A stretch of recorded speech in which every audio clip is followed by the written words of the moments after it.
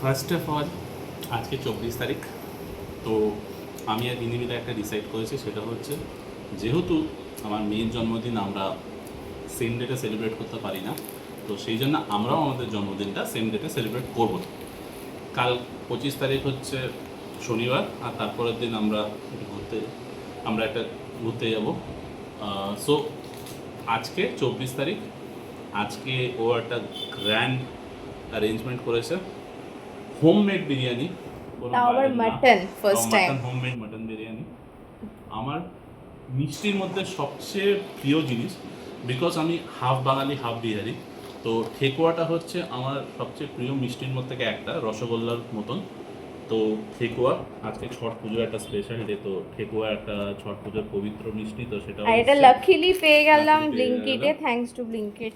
একটা আমার প্রিয় একটা কেক, আমার ক্রিম কেক টেক এত ভালো লাগে না, তো একটা সুন্দর একটা ফ্রুট অ্যান্ড নাটের কেক এনেছে। And most importantly which I die for is chocolate.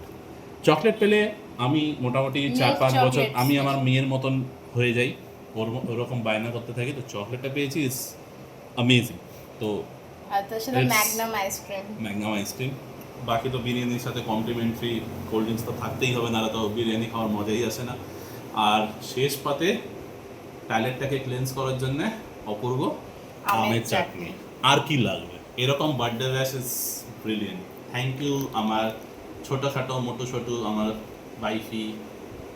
You are not welcome. যাই হোক, ওর সাথে ঝগড়া হলো আমার এক্ষুনি। ঝগড়া হয়েছে সেটা বিকজ আমার কথা শুনে না বলে, বাট যাই হোক, I love you my wife. চলো স্টার্ট করে দাও। না